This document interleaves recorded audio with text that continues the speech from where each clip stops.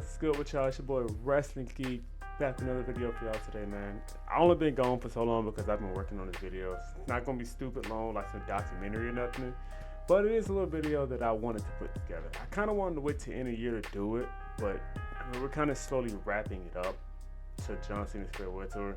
Now I've heard rumors that he might stretch it out to WrestleMania next year because I feel like with John Cena, his career should really end at a WrestleMania, like the biggest stage there is for the, in my opinion, the GOAT of wrestling. So I think he should end at WrestleMania, but if he does end in December, it's his choice. He's already told us that's the date. So we're gonna go off that date. I would assume sometime Survivor Series is in December, I think. So maybe, I don't know, around that time. I hope my computer is not stupid loud as I record this because I'm currently editing videos, so it's processing and it's kind of loud, but I'm trying to make sure my voice is over it. So I'm just gonna check my settings right quick to make sure I got the noise level that I need. Well, you guys see, I'm all the way maxed out. So as you guys can see, I'm maxed out. But yeah, I want to talk about John Cena Farewell tour. I'm gonna just kind of go over the main points of where we've been since we got here. So it all started on Raw, Netflix debut. He came out still a babyface at the time, just telling the world he's back. His last full year, he can't do it anymore. You can see this, he just heard about it because he physically can't do it anymore. He also said this on WWE Unreal, and you can actually really like sympathize with him on it because this is his last year and he really means it. But it all started with that, his John Cena's big return last year, talking about it, boom, boom. Now he's gonna win the Royal Rumble and all that good stuff. So speaking of the Royal Rumble, we get to the Royal Rumble, John Cena loses. Shocked me, not gonna lie. I was thinking John Cena's last year, why not give him a Royal Rumble win? Again, he's the greatest to ever do it in my opinion, so why not give him the Royal Rumble win? I figured that's the right way it's going, but Jay got it. Cool win for Jay. Jay, still current wrestler. No problem. Still got Elimination Chamber, which we'll discuss in a second. Jay winning wasn't a problem for me. I like Jay. I think Jay's pretty good. I think he can all still use mic skills work. That's everybody. But yeah, I didn't have a really problem with Jay winning the Rumble. I was just shocked. I thought Cena was gonna pretty much be a clear-cut winner for that one, but he wasn't, and that's fine. But yeah, Jay wins, Cena loses, and then Cena goes into the press conference that they have. Oh, I'm gonna go in, I'm gonna I'm now officially entering myself into the Elimination Chamber, blah, blah, blah. All this good stuff. Cool. So far, so good. Still into the John Cena return. Now, we get to the Elimination Chamber where everything goes pretty much down here from here. So, the initial Elimination Chamber, I forget who was in, I think Seth Punk, CM Punk, Seth Rollins, John Cena, Drew McIntyre, I believe, and two more people, I think. So again, Jey Uso's already got his spot solidified. Cena's trying to get his spot for WrestleMania. I think it came down to Cena and Punk. Seth cost Punk, and Cena ended up winning the whole thing. Obviously, kind of already knew that was going. And then the heel turn of the lifetime that nobody saw coming. Even I didn't even see it coming. I'm not gonna lie. I thought we were just gonna get babyface Cena the entire year. And I'm gonna get to that soon. But so we got heel Cena. Rock comes out, does a thing here. Travis Scott obviously plays a part in it as well. I truly don't miss Travis Scott at all. I'm kind of glad that didn't work out. I hated the fact that it didn't work out, but at the same time it's kind of good because they pretty much ruined Cena's last year. I'm gonna get to that too. But the heel turn heard around the world. We figured it'd be the biggest heel turn of all time, and unfortunately it was kind of up and down, had its moments. I don't personally care for the heel turn. I liked it at first. I thought it was a great idea. Still think it's a great idea, but the execution of it all up until then, till now, it's been botched. Again, Travis Scott's not necessary at all for the situation. I guess they just wanted the celebrity to come out and boost some ratings. I don't think he was completely necessary whatsoever. I truly don't enjoy celebrities when it comes to wrestling. I'll get to that in a second as well. But yeah, John Cena goes heel. Cody Rhodes still the awesome babyface situation till to this day. But Cena goes heel, and that was the last time we've seen The Rock. And that's my biggest issue with him going heel. The Rock disappeared. It never came back. He didn't show up at WrestleMania. He didn't show up at SummerSlam. He didn't show up at any other pay-per-view. He has not been seen since in February in Elimination Chamber. Travis Scott showed up again at WrestleMania, and I believe that was the last time he showed up. And I think he hijacked the match with his super duper slow walk when he came down. But again, The Rock hasn't been nowhere to be found for the past 5 months, 6 months now since February. My birthday's in February, so 6 months. yeah, it was a disaster from the jump. If The Rock wasn't gonna be there, we could have just had Babyface in the entire run. It's just lazy booking in my opinion. And then we get a lackluster a lackluster heel run from Cena. In my opinion, the Randy Orton stuff was whatever. Then after Randy, I got a whole list now, bro. So again, Elimination Chamber, Rock and Travis Scott never show up again. We get to WrestleMania, Cody Rhodes and John Cena. The match was awful. That whole WrestleMania, if we're being honest, was boring. Like, I said it to my wife. I was telling her, I just know I had my ring on.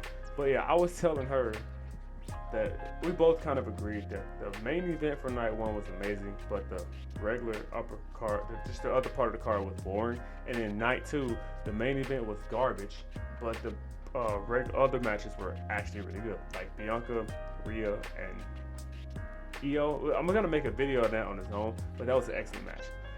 So yeah, this is John Cena final wrestling. If that's his last WrestleMania, that's an awful way to go out. No disrespect. I mean, he got the 17 title win, which we all knew was coming.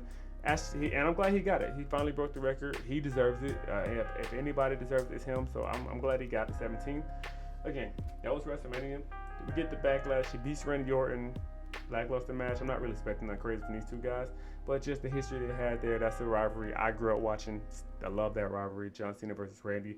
It's always used to Randy being the heel. It's the funny part, but it's cool. Nice little quirk, like back and forth we got between them. I'll take it. Then we get the Saturday Night Main Event in May. Well, same month as Backlash, but versus R-Truth. Funny thing, R-Truth got released after this. I did make a short about that. I was completely baffled that he got released. It was so random. But he's back now, unfortunately. He came back as Ron Killings and never had any momentum after that. Don't know what Triple H them got going on with that one. But yeah, John Cena beats him. Actually, before we even got to that point, John Cena, I think, was it after, it was sometime, whatever, I forgot when it was, maybe a random SmackDown or something. And John Cena, A8 or FU, whichever one you want to go with, R-Truth or Ron Killings, whichever one you want to go with, not one. I'm still going to say Ron Killings, but R-Truth through the table. And that's how we got the match for Saturday Night Main Event. And John Cena, and obviously he won the match for the championship. I don't watch Saturday Night Main Event. I just don't find it interesting. There's no like lore in it, considering it comes on all the time now.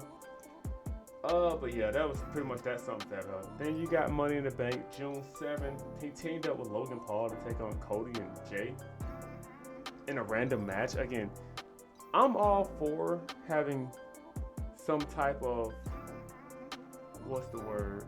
I'm all for just different type of matches. I'm down for all that. But Cena and Logan Paul, and I get he was still a heel. I personally don't care for it. The match was whatever. Again, I'm not expecting 5-star classes from John Cena in 2025. I'm not. Logan Paul's phenomenal. I think Jay's solid, and Cody's really good too. But I'm not expecting the 5-star classes from a heel John Cena whose character is pretty much to make everything slow and maniacal, and that's fine. But again, another match where I'm just like, eh. So yeah, obviously, and Cody and Jay won, by the way. So far we're here in June, February to June. John Cena won the title in April. We're in June. That's 3 months. Wait, 2 months. Sorry. So you got April. So you got May, June, July. So yeah, about 2-3 months, whatever. And John Cena's heel turn so far is still whack. Still haven't seen The Rock. Still haven't seen Travis Scott. What's going on? And then we get to June 28th, where, in my opinion, the best part about his heel turn, his feud with CM Punk. The back and forth between the promos, John Cena's pipe bomb, having CM Punk sit through the table just like John Cena was a decade ago. It's amazing. It was amazing. The best thing about John Cena's heel turn was his feud, and it's not close. This was the best thing. I'm sorry if I sound like I got a list, but I got my retention in, but this was the best thing for John Cena, CM Punk. It was easily the best storyline for his heel turn. And it was needed because his heel turn was stale, super stale at this point. So he needed this heel turn in the worst of ways, and we got it, thankfully. This was the highlight of the heel turn. I'm gonna be real, this was really the highlight. SummerSlam, him and Cody Rhodes still did their thing. I get that in a second. But John Cena and CM Punk, the promos back and forth with each other was by far the biggest upside of this heel turn. And I'm thinking, okay, now maybe we're in a trajectory where we're kind of moving along now. But again, after this feud with Punk, it just right back down again. So, yeah. And then, like I said, after that, back and forth promos, this is the best work John Cena did as a heel. And then we get August 3rd, SummerSlam, a couple weeks ago. It's still August now, technically. But yeah, a couple weeks ago, we got John Cena versus Brock Lesnar. John Cena versus Cody Rhodes. Cody Rhodes won the match. Good. It was actually a really good match. I give it a long match. About 30 minutes right there we're going. It's a street fight, I believe. Cody won. Makes sense. I predicted this months ago. I said Cody would win. Go back and watch my previous videos. I told you Cody was going to win the match. People didn't want to hear it, but Cody won. It was time. But before that, the night before SummerSlam, or that Friday night SmackDown before SummerSlam, John Cena ended up going back to the babyface. Oh, I heard you, Cody. I hear this. This is his third. I'm thinking Cody's about to turn heel. Of course he doesn't. But this is in the third. And I hear the fans, and I apologize. I lost myself. Typical babyface stuff for John Cena. And now he's back babyface. Now we got babyface versus babyface in the match. Cody finally pulled the trigger. Cody wins the match. That's fine. No problem with Cody Rhodes winning, because eventually John Cena's got to go. He's going to go away to Hollywood. So Cody had to get the title back, and it makes sense. But my biggest problem with this match was, unfortunately, Brock Lesnar. He came out, he did his stupid little jumping around like he always do, come down to the ring, walk around the ring like he always do, look at John Cena staring at him, he gets in the ring. I believe he did a German suplex and then the F5, or maybe two. I know he did his signature. Suplex, F5. That's all he does. Suplex, F5. Suplex, F5. Then he get his stupid face. And then he leaves. That's it. Then that's how SummerSlam ended, with John Cena on the ground. I get it. It sets up another feud. And of course, Brock Lesnar. I didn't know it was going to bring it back, I'm going to be honest with you. But I figure Brock Lesnar's going to be in the John Cena Farewell. It makes sense. From a history standpoint, it makes plenty of sense. I don't like it because I don't like Brock Lesnar. I think he's mid. I think he's overrated. And he's not a good wrestler, obviously. I've never thought he was a good wrestler. He's awful with promos, and you can fight me on that. You want to go with that Cowboy Brock BS? Cool. But I personally don't think Brock Lesnar's a good wrestler at all. And this is where we are with John Cena right now. Obviously, he has his Logan Paul thing coming up. So I'm recording this before all that match happens at Clash in Paris, I believe. So yeah, that crowd's gonna go crazy for John Cena. This is his last time probably out there ever as a wrestler. They're gonna go nuts. But I love international crowds. I love them because they make us look over here in America look like we're just flat when it comes to crowds. Like when it comes to making noise and cheering for the wrestlers and booing and actually like all that, they make us look so flatline versus them. They're all the way up. But yes, this is John Cena's heel turn so far. This is John Cena's farewell tour so far. Comeback, loving crowd to a heel turn that got nowhere. Thanks, Rock. And then back to a babyface turn, which was needed because the heel turn sucked. And then the Brock Lesnar match, which we're gonna get we're getting a Logan Paul match in between. And in my opinion, to end this whole thing off, you either got to finish it off with Roman, because you got to get Roman in there, or The Rock. In my opinion, The Rock should be the one to be John Cena's last match. And he should go over it. John Cena should win. It's not like neither one of them need it. But if we're going to predict his last, if December's really his last time here, we're in August, we still got possibly Bad Blood. I know we still got Survivor Series. I know you got that Saudi show. So if those are going to be the three big pay-per-views left for the year, and that's it for him, Rock's got to be able to fit in there somewhere. He probably won't. I've probably given up on that. But if he does, that's still the first option. Roman has to fit in there somewhere. You got to get John Cena and Roman in a match somehow. I don't know how we're going to do it, but you got to somehow get it. I can't think of many other people to feud with at this point. If Jericho's speculation that he's coming back, that'd be kind of like a little cool, little funny feud for the John Cena last match. But I highly doubt to get that one.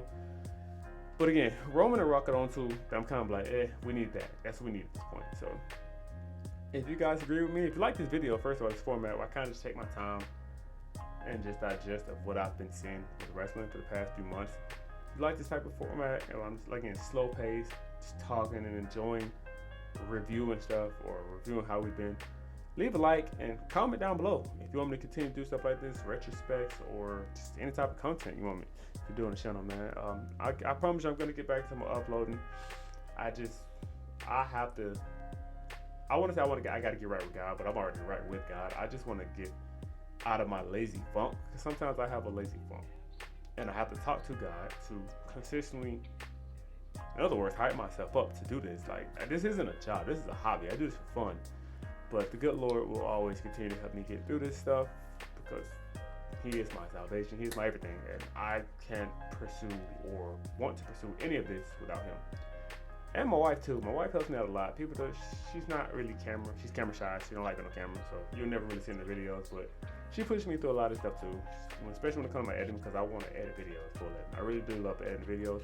So again, if you guys want slower paced formatted videos, then hit that like button. Subscribe. Help me reach 400 subscribers. I'm on a tour away. And yeah, just like the video. But I appreciate you guys for watching. This is your boy Wrestling Geek. Don't forget to like, share, comment, subscribe as always. Keep Jesus first. And I love y'all. And I'm out.